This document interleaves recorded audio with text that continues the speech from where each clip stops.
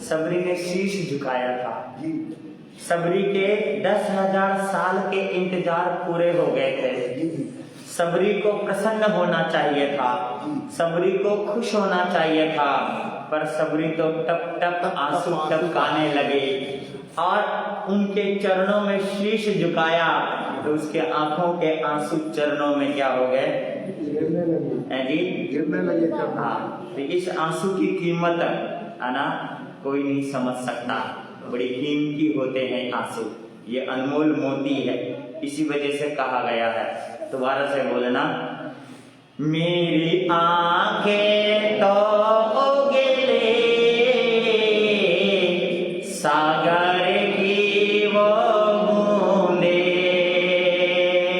मेरी आंखें तो उगले सागर की वो बूंदे, जो प्रेम पुण्य बनकर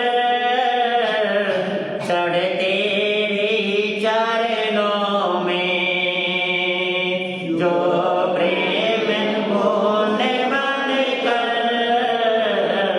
चढ़ते तेरी चरणों में, इन्हीं जल बूंदों से निज पाप में धो बैठो, इन्हीं जल बूंदों से निज पाप में धो बैठो, जब जब तेरी याद आए, तेरी याद में रो बैठो, जब जब तेरी याद आए, तेरी याद में रो बैठो, दिन रात जुआ पर हो नाम तेरा प्रभुवर, दिन रात जुआ पर हो नाम तेरा प्रभुवर, मन के बहलाने को ध्यान देना, जुबान पर नाम हो। और ये जो मन है ना, क्योंकि मन कहीं लगता नहीं है, कि मन को बहलाना है तो बहलाने के लिए कोई गीत तो सुने।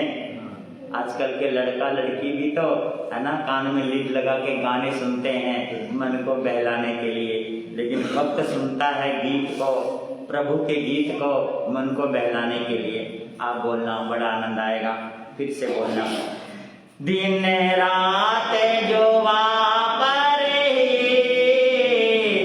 हो नाम तेरा प्रभुवर, दिन रात जुआ पर हो नाम मन के बहलाने को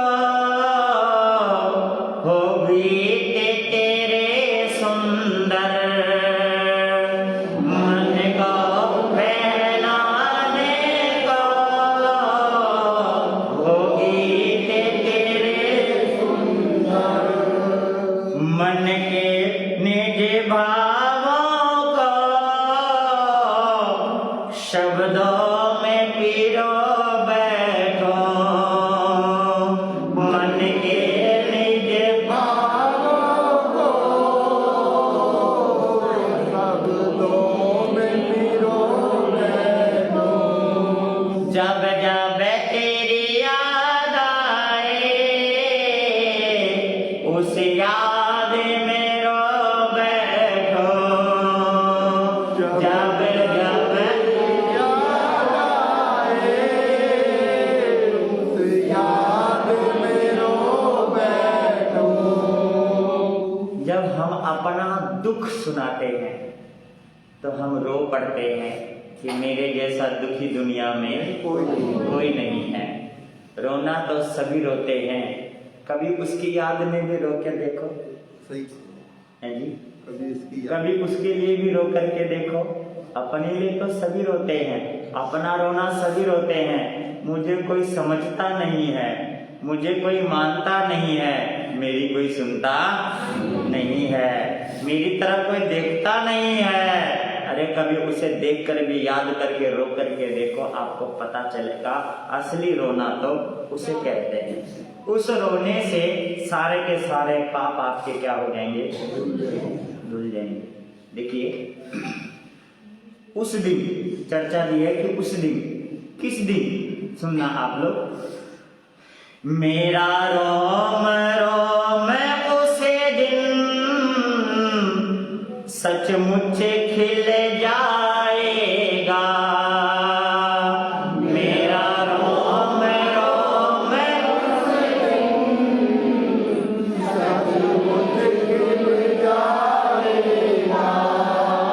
जब तुम्हें मिल जाओगे, सब कुछ मिल जाएगा। जब तुम्हें मिल जाओगे, सब कुछ मिल जाएगा। ध्यान देना, कितने सुंदर शब्द है ना, कितने सुंदर शब्द है कि एक गाना आया था, लेकिन उस गाने को अगर प्रभु के याद में हम करें तो बड़ा अच्छा रहेगा कि दिल में तुम्हें बैठाकर कर लूं मैं आंख बंद, आंखें बंद कर लूं, है ना, कि तू कहीं जा ना सके। ठीक है ना, कि दिल में बैठाकर, है ना, तुम्हें आंखें कर लूं बंद कि कोई तुम कहीं जा ना सको। इस बारे में यहाँ पर चर्चा की है कि वो जो भाव है, हमारा भाव है मिलने का भाव। किससे मिलने का भाव? प्रभु से मिलने का जो भाव है, बस उसमें खो जाना है। फिर से बोलना आप सभी, बड़ा आनंद आएगा, मिलकर के बोलना। मेरा रोम रोम उसे दिन सचमुच खिल जाएगा। मेरा रोम रोम उसे दिन सचमुच खिल जाएगा। जब तुम्हें मिल जाओगे, सब कुछ मिल जाएगा।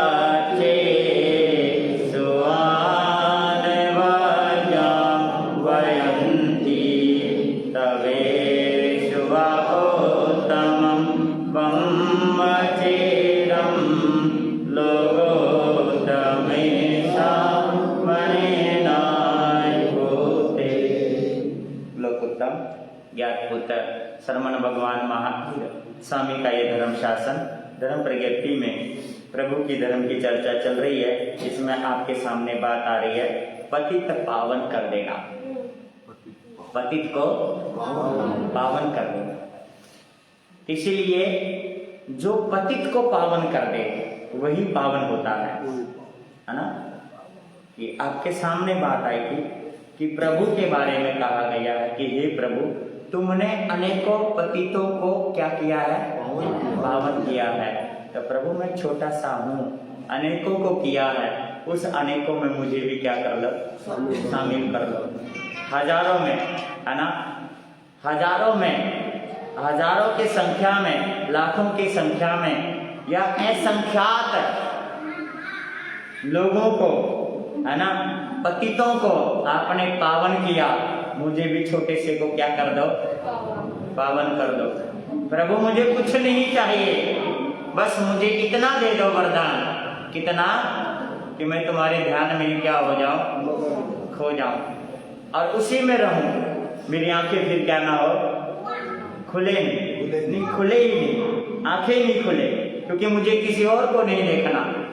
तुम्हें देखने के बाद मुझे किसी और को नहीं, तुम्हें सुनने के बाद किसी और को नहीं सुनना, तुम्हें देखने के बाद किसी और को नहीं देखना, तुम्हें पाने के बाद कुछ पाने की चाह ना बाकी रहे। तुम्हें पाना है, तुम्हें पा करके किसी और को पाने की क्या ना बाकी रहे? चाह ना बाकी रहे। तुम मिल गए तो मुझे क्या मिल गया? है जी, और सब कुछ में सब कुछ आ गया, कुछ बाकी रहा ही नहीं, क्योंकि सब कुछ मिल गया है उसे। तो इसीलिए ये हमें ध्यान रखना है कि वो जो पतित से पावन, तो धर्म की चर्चा चल रही, धर्म क्या फल देता है? धर्म फल देता है, सबसे पहला फल है, मधुर फल है, अच्छा फल है कि व्यक्ति को पवित्र कर देता है। सबसे पहला फल कौन सा? पवित्रता, पवित्र कर देता है। आपको याद है गौतम ऋषि की धर्म पत्नी, क्या नाम था उसका? सबको याद है ना? क्या नाम था उसका? हैं जी? अहिल्या। और अहिल्या के हृदय में किसका वास था? धर्म का। किसका? धर्म का। कौन से धर्म का? पतिव्रत धर्म का पालन करना। कि पतिव्रत भी एक धर्म है। ध्यान देना आप सभी, माला फेरना ये धर्म नहीं है, राम का नाम जपना ये धर्म नहीं है, व्रत करके ठंडे पानी से 5 बजे स्नान करना ये धर्म नहीं है, फल लेकर के, एक जल लोटा लेकर के, एक बर्फी और एक अगरबत्ती जला करके भगवान के आगे घुमाना ये धर्म नहीं है। कल उपवास है सकट चौथ का, कौन सा है? सकट चौथ यही है ना? वही वाला कौन सा है? मैंने नाम सही उच्चारण किया ना? कल व्रत है, माताएं बहनों ने कहा व्रत करना है, लेकिन कल का व्रत करना ये धर्म नहीं है ना? किस नाम से करोगे? करवा चौथ तो अपने चांद के लिए करो, ये कौन सा है? नहीं, किस नाम से है? नहीं, पति का उम्र बढ़ाने के लिए है, क्या है? पति की उम्र घटाने के लिए है, किसके लिए है? पति को बस में करने के लिए, किसके लिए है? मैं ये जानना चाहता हूँ।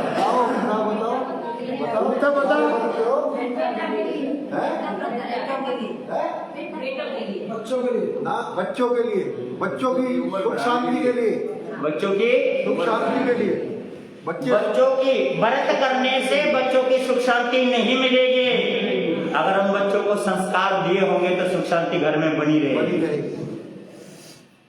इसी को धर्म नहीं कहते। अहिल्या पतिव्रत धर्म का पालन करने वाली थी और इसी कारण से, है ना, उनका रूप बड़ा सुंदर था, उनका जीवन बड़ा सुंदर था, उनका चरित्र बड़ा सुंदर था, है ना, उनके बोल बड़े मधुर थे और पति की दिन रात सेवा में वो लगे रहते थे। उसको देख करके इंद्र को ईर्ष्या हो गई कि मेरी पत्नी अप्सरा होते हुए भी, मेनका होते हुए भी जितना सुख का अनुभव गौतम ऋषि अपने पत्नी के साथ रह करके कर रहे हैं, उतना सुख तो मैं सपनों में भी नहीं कर पा रहा हूँ। एक बार तो इस स्त्री का स्पर्श करके देखना चाहिए। समझ रहे हैं ना आप लोग? है जी, आपको आ रही समझ में? सच्ची में आपको ईर्ष्या नहीं होती है? सोच करके देखो कि वो पति व्रत धर्म का पालन करने वाले, उसे देख करके इंद्र देवता को ईर्ष्या हो गई कि मेरी पत्नी ऐसी क्यों नहीं है ना? मैं देवता होते हुए भी, इतना समर्थशाली होते हुए भी, फिर भी है मैं अपने पत्नी को वश में नहीं कर पा रहा हूँ। मेरी पत्नी कहना नहीं मानती है, ईर्ष्या हो गई। ऐसी स्त्री को स्पर्श करके देखना चाहिए, इतनी सुंदर है वो, धरती पर चलने वाली, अन्न को खाने वाली, है ना, जंगल में रहने वाली, फल फूल खाने वाली, तपस्वी आत्मा रहने वाली, तपस्या करने वाली, और यहाँ देखो स्वर्ग में रहने वाली देवी भी इतनी सुंदर क्या है? हीरे की हार, सोने की हार, फूलों की माला पहनने वाली अप्सरा सुंदर नहीं है? और वो तुलसी की माला पहनने वाली कितनी सुंदर लग रही है। उसका स्पर्श तो एक बार बनता है, नियत खराब हो, मौका देखने लगा। कौन सा मौका देखने लगा? कोई तो मौका मिले।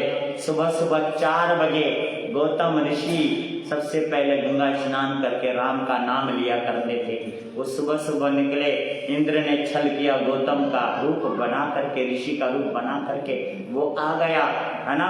उस समय अहिल्या को इतना तो ध्यान आया कि भाई इतनी जल्दी आ गए? कहता हाँ मैं बहुत जल्दी, क्या है, वापस आ गया हूँ, वापस आ गया हूँ। अहिल्या के मन में कोई पाप नहीं था, कोई बुरे विचार, उसको तो सिर्फ इतना था कि पति की सेवा में तन मन जीवन से समर्पित रहना है, पति की सेवा करनी है, बस उसके मन में तो सिर्फ इतना था और कुछ भी नहीं था। लेकिन इंद्र देवता ने उसका स्पर्श कर दिया, उसे अशुद्ध कर दिया, उसके धर्म को क्या कर दिया जी?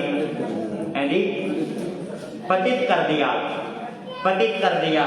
उधर से गौतम ऋषि जब स्नान करके आए तो उन्हीं के रूप में कौन निकला? इंद्र निकला। देखा, अरे ये मेरा रूप, ऐसे कैसे मेरा रूप? वो चला गया, एकदम से चला गया, डर के मारे। कौन? इंद्र चला गया। जैसे वो अहिल्या आई वापस तो गौतम ऋषि के मन में शंका आ गई। क्या आ गई? शंका आ गई। शायद ये भी उसके साथ क्या रही होगी?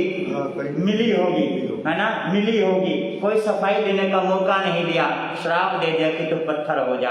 और अहिल्या वहीं पर क्या हो गई? पत्थर हो गई। पतित कर दिया, वो पत्थर हो गई और वहीं पर रुक गई है। और गौतम ऋषि वहां से चले गए और कई अनेकों वर्ष हो गए थे, वो भूमि ही सारी क्या हो गई? बंजर हो गई। राम को कौन लेके आए थे? विश्वामित्र। अयोध्या नगरी पहुंचे, दशरथ ने पूछा गुरुदेव मेरे लायक कोई सेवा हो तो बताइए। कहता नहीं तुम्हारे लायक सेवा नहीं है, तुम्हारे बेटों के लायक सेवा है। कहते कृपा करो। कहते तुम दोनों बच्चों को मेरे साथ क्या करो?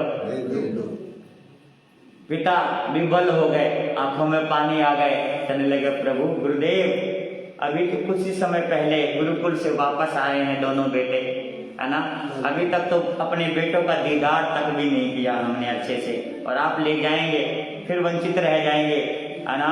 तो ऋषि ने कहा कि नहीं तुम्हें तो इसको भेजना पड़ेगा, तुम्हें भेजना पड़ेगा। सज्जनों एक चीज ध्यान रखना कि अगर कभी आपको गुरु या गुरुनी कोई काम बोले, कुछ कहे, तो उस समय ये मत सोचना कि उन्हें जरूरत है, उन्हें जरूरत नहीं है। सज्जनों विश्वामित्र थे ना, उनके पास शस्त्र था, अस्त्र था, बड़ी ताकत थी, बड़ी सिद्धि थी, बड़ी साधना थी।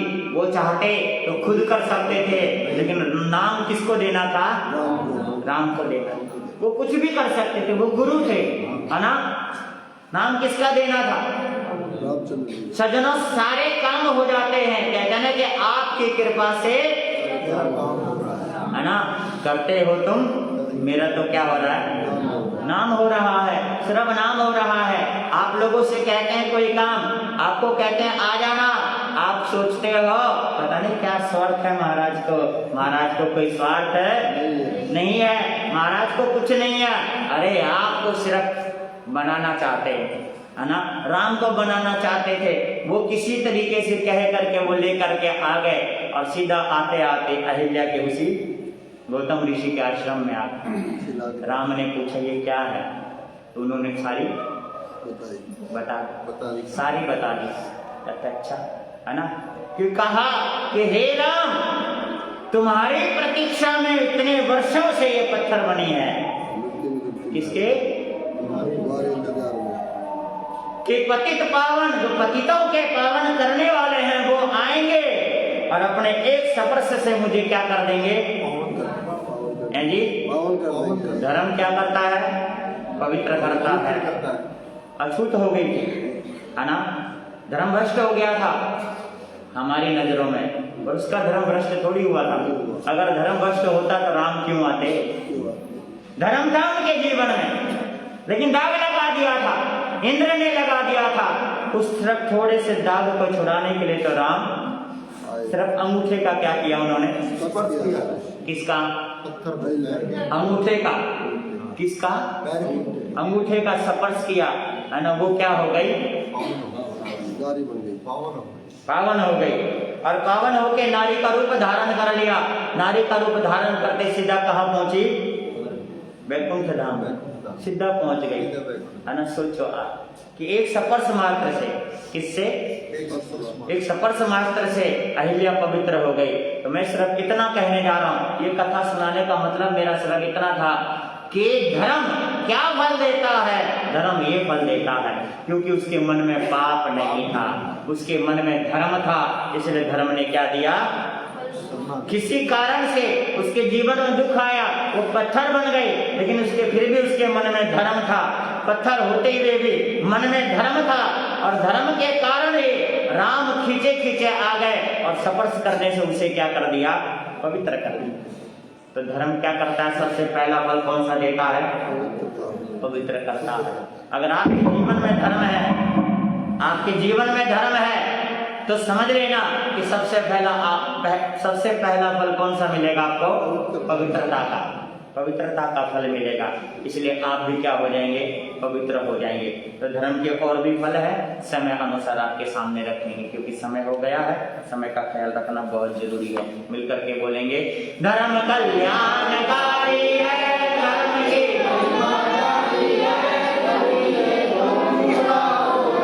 धर्म कल्याणकारी है, धर्म की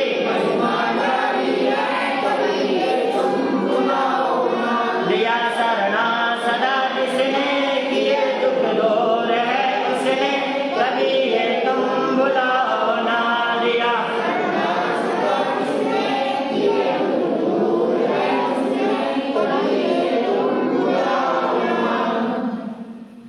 धर्म की शरण में हमेशा रहना चाहिए व्यक्ति को, क्योंकि धर्म की जड़ हमेशा क्या होती है? इसके साथ ही प्रतिदिन का बाण भक्तों की तरफ से चल रहा है। आज का जो बाण है वो मैं आपको बता रहा हूं कि श्रीमती मधु गुप्ता, धर्मपत्नी अरुण गुप्ता हमारे जैन सभा के प्रधान जी हैं, दिवाड़ी जैन सभा के। उन्हीं की सुपुत्री ऋचा अग्रवाल, सुनील कुमार, श्रीमती अंतिमा अग्रवाल, आशीष सिंगल और श्रीमती सुजाता गुप्ता, जो हमारे प्रधान जी की बहन जी हैं, और देवी दयाल जी उनके बहनोई हैं, इस सभा में उपस्थित हैं। इसके साथ ही आज का दूसरा बाण वैसे तो कल था, लेकिन कल का कारण होने के कारण हमारे गौरव शर्मा जी और श्रीमती रेखा शर्मा और धर्मपत्नी गौरव शर्मा जी हेली मंडी से यहाँ पर उपस्थित हैं। वो भी पूरे परिवार के साथ यहाँ पर आए हैं। और मैंने आपको बताया था कि हमारे गौरव शर्मा जी दोडोली के अंदर पहली बार मिले थे, मेरे से परिचय हुआ था पहली बार ही। और उस समय जब ये कार्यक्रम चल रहा था, दीक्षा की रूपरेखा थोड़ी बहुत तैयार हो रही थी, बातें चल रही थी, तो हमारे शर्मा जी ने बोला, महाराज है ना, हमें भी इसमें कुछ क्या करना। तो मैंने कहा बाण का कार्यक्रम ऐसे ऐसे होता है, तो ये बाण का इन्होंने कहा कि ठीक है जी हमारी तरफ से बाण। क्योंकि देखिए कि बाण देने से आपने सहयोग किया, बाण देने से भी बहुत लाभ क्या है मिलता है। क्योंकि ये जो बाण है है ना, ये जो बाण है, जैसे तेल चढ़ा रहे हो, पूतन लगा रहे हो, मेहंदी लगा रहे हो, है ना, आरती उतार रहे हो, तो मैं आपको बता दूं कि आप अपने लड़की की शादी ब्याह में भी ये कार्य आप करते हो। लेकिन मैं बात बता दूं कि वो जो है 4 गति 84 लाख चक्कर कटवाता है, और ये जो बाण है 4,84,00,000 जीवायु, 4 गति 84 लाख जीवायु को घटाता है। ध्यान देना, वो जो बाण है वो बढ़ाता है, और ये क्या करता है, घटाता है। इसलिए जितनी सभा में बैठे हो, अगर किसी के अंदर मन कर जाए तो आ जाना, उनको भी बाण चढ़ा दिए। मन कर जाए तो आ जाना, है ना। संसार में भटकना है या संसार से निकलना है, ठीक है ना। तो संसार से निकलना है तो ये वाला बाण है, और संसार में भटकना है तो दूसरे वाला क्या है, बाण है। सज्जनों, कलेश से दूर होना है तो वो ये वाला बाण है, और कलेश में रहना तो वो वाला बाण है। क्योंकि एक व्यक्ति ने कहा था अपनी धर्मपत्नी से, ध्यान देना, एक ने कहा था अपनी धर्मपत्नी से कि एक चुटकी की कीमत मैं इस तरह चुका रहा हूँ, एक चुटकी सिंदूर की कीमत, सिंदूर लगाता नहीं चुटकी ब्याह कराने के लिए, कहता है कि एक चुटकी सिंदूर की कीमत मैं इस तरह चुका रहा हूँ, नौबत ऐसी आ गई कि मांग मांग के खा रहा हूँ। है भी ऐसा, व्यक्ति कहीं ना कहीं मांग मांग के गुजारा करता संसार में। इस तरीके से बाण का कार्यक्रम है। हमारे गौरव शर्मा जी सह परिवार यहाँ पर आए हैं, प्रधान जी भी आए हैं, तो अब वो दोनों परिवार से, है ना, पहले गौरव शर्मा का करा देते हैं, तेली मंडी से आप आ जाए परिवार से, यहाँ पर बाण का कार्यक्रम, फिर प्रधान जी फिर इनको बताएंगे सारा कुछ, क्योंकि ये पहली बार ही धर्म का कार्य करेंगे, तो ये सारा कुछ बताते रहेंगे आप सब, है जी। हाँ, उनका सारा कर रहा हूँ। इसके साथ ही कल का जो बाण है, कल का जो है सभी जने, वैसे तो माताएं बहनें जितनी बैठी है, मैं ये चाहूंगा कि जितनी बैठी है ना माताएं बहनें, हाँ जी माताएं बहनों, एक बात मेरी मानोगे, बताओ कौन कौन मानेगा, तुम करिए जरा, ना मानी तो ना मानी तो देख लो, मैं जा रहा हूँ, वो बंद करिए, देख, है ना। कल सारा व्रत है, कुछ काम करना धरना है नहीं, तो कल सारी जन में एक एक माताएं, एक एक बहन, है ना, एक एक अपनी भाई बहन ले गई, है ना, बस यूं कर दियो, यूं कर दियो, कल कुछ करना धरना तो है कौन।